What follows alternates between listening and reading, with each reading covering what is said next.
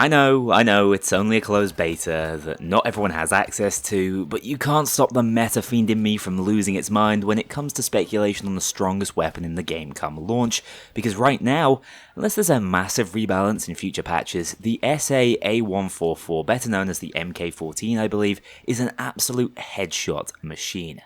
Let's dive right back into the Payday 3 beta and have a look at what is undoubtedly the strongest weapon in the game right now.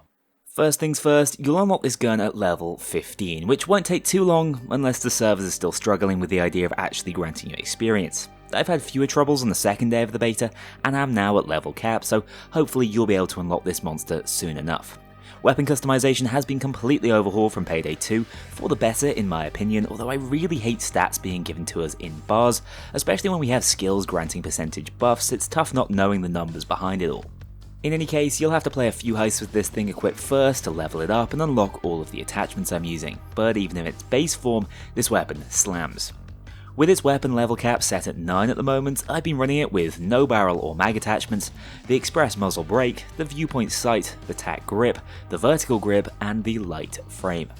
On this build I also have a silent signature 40 for when I want to go all stealthy, and for my 7 skill points, which really aren't enough to experiment with, I use tank and extra plates to buff my armor bag, armor up for my personal resilience, speed aim for increased ADS, and strangely, enforcer ace and combat reload, which are designed as shotgun skills but actually work brilliantly on any weapon you plan to run at close quarters, with endlessly refreshing edge and grit to make you tankier and hit harder simultaneously. I will also be trying out Kknowley, as that stagger effect could be crucial on overkill where you can easily get overwhelmed.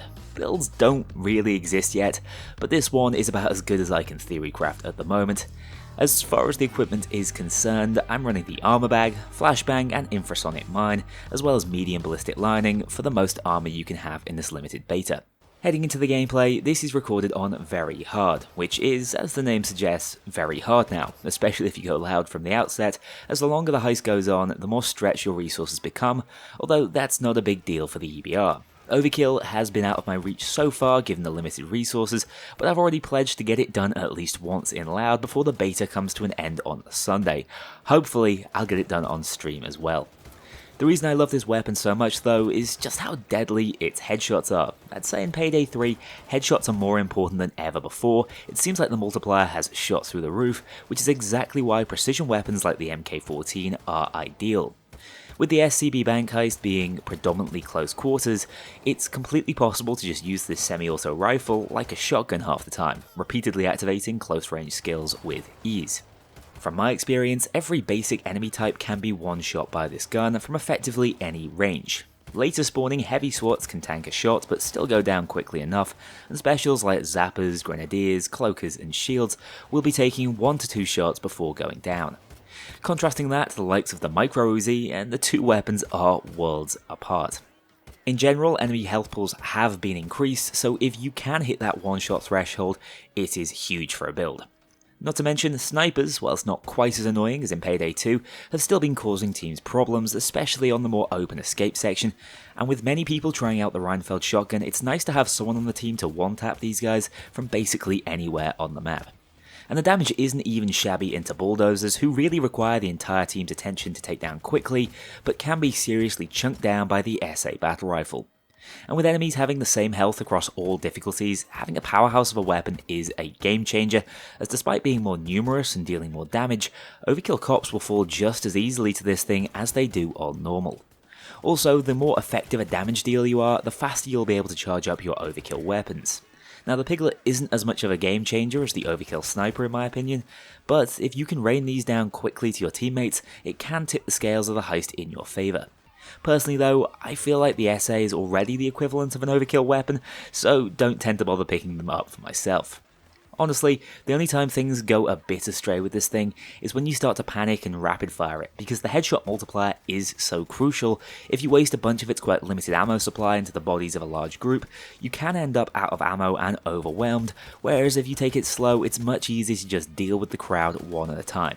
So, if you have a decent aim on you and are looking for a weapon to tackle Payday 3's toughest difficulties, look no further. The satisfaction scale from using this thing is off the charts, meaning not only is it a versatile beast of a weapon, it's also just a ton of fun to use. So if you're lucky enough to have access to the beta, and I'm told more of you should be as they're ramping up the invites today, this weapon is absolutely worth a proper look at, and I know what I'm going to be defaulting towards building as soon as the full game actually launches in September.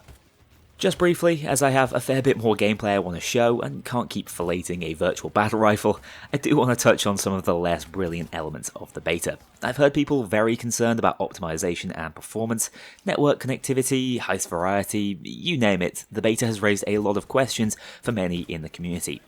What I would say on this is the version I played 2 months ago now in London was more complete and polished than the one we currently have access to. I don't think this was a smart move by the guys at Starbreeze, as they really should have put their best foot forward here, but my perspective is that this is an intentionally very old and limited build to try to avoid further leaks, which didn't go very well, and came at the cost of its general performance.